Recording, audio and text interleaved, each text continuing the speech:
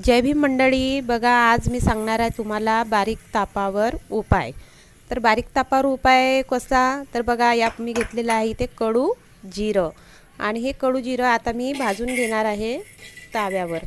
व्यवस्थितरित्या आपल्याला भाजून घ्यायचं आहे। तुम्ही साई जिरं पाहिलं असेल, साधं जिरं पाहिलं असेल, हे पण सुद्धा येतात कडू जिरं म्हणून, आयुर्वेदिक उपाय आहे हा।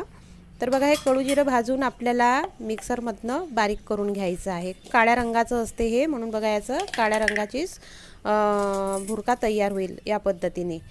आणि मी घेतलेला आहे काळ्या मनुका, दुसऱ्या मनुका घ्यायच्या नाही, आपल्याला काळ्याच मनुका घ्यायची आहे। आणि त्यातून मी आता काढून घेतलेले आहेत जाडसर, थोड्याशा जाडसर मनुका। या पद्धतीने मनुका काढून याला काय करायचं, आपल्याला मधातण्याला कट लावून घ्यायची आहे। दोन भाग करायचे नाही आपल्याला, याला आपल्याला फक्त कट लावून घ्यायचा आहे।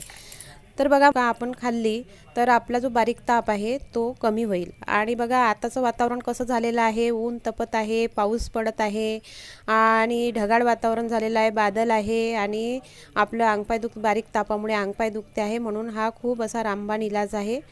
तर तुम्ही नक्की एकदा वापरून बघा, खाऊन बघा, करून बघा आमची गावठाण पद्धत एकदा तरी। आणि बघा या कट लावल्यानंतर आपल्याला ते त्यामध्ये भरून घ्यायचं आहे। तुम्हाला लहान मुलांना जर द्यायचं आहे तर 5 वर्षाच्या खाली मुलांना तुम्ही फक्त एकच मनुका खायला द्या। आणि 5 ते 15 वर्षांच्या मुलांना जर द्यायचं आहे तर तुम्ही त्यांना 2 मनुका खायला द्या।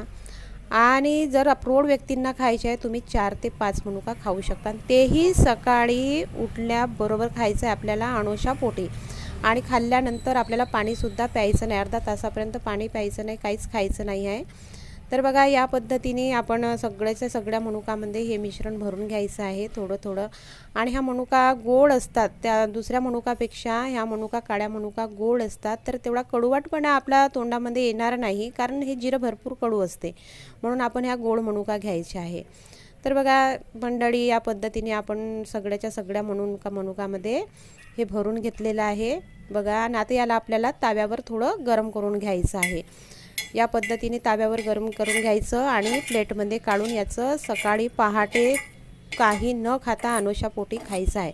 तर तुम्हाला हा आमचा व्हिडिओ कसा वाटला प्लीज आम्हाला कॉमेंट्समध्ये कळवा आणि एकदा आमच्या गावठाण पद्धतीने हा उपाय करून पहा।